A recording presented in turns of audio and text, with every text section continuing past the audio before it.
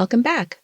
Or if you're just joining, my name is Maya, and welcome to my channel, Cranleyplace, where I'm focused on Hermès scarf style, knot tutorials, and more.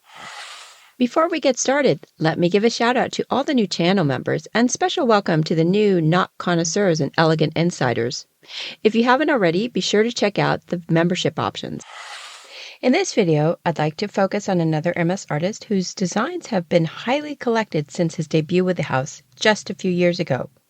That was with a creative design called Wow that fused the house's equestrian heritage with the world of comics. I'm talking about none other than French illustrator Ugo Bienvenu. Let's take a look.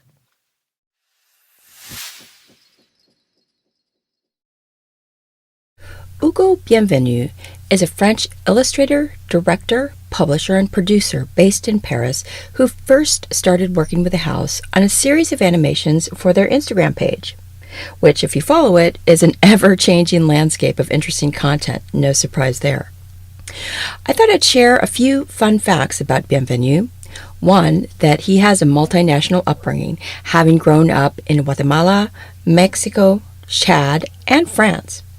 He is also a graduate from the École Gobelin in Paris, a globally renowned and top-ranked school of digital design, animation, and print. He also studied at CalArts, a visual and performing arts university in California, and he has created several graphic novels for young adults, notably Paiement Accepté and Préférence Système. If I may digress for just a moment about one of these graphic novels, I think you may find it insightful about this artist. Système Préférence, published I believe in 2019, is set in a dystopian future world where data has proliferated to the point that judges are ordering its daily destruction to gain space. But the archivist protagonist is faced with a choice to save or destroy Stanley Kubrick's 1968 epic sci-fi movie 2001: A Space Odyssey. And spoiler alert, he decides to secretly save the data in his domestic robot. Through this story, Bienvenu asks essential questions about collective memory and, more importantly, what is collectively important and essential to all of us. And if parts or all of that are lost or erased for whatever reason, what's the consequence? And how does that recast our past, present, and future? Some have drawn comparisons, of course, to Bradbury's Fahrenheit 451, if you're familiar with that novel.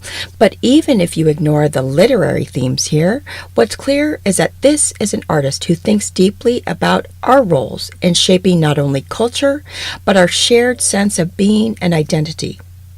And bearing that in mind, I dare say you may look at his artwork through quite a new lens. So there you have it. More about this well-loved artist with Hermès. Please like and share the video if you enjoyed it, and let me know what you think in the comments. In future episodes, I'll share other scarf reviews, tutorials, and more, so be sure to hit that subscribe button to be notified of new videos. Thanks again for joining me today. Until next time.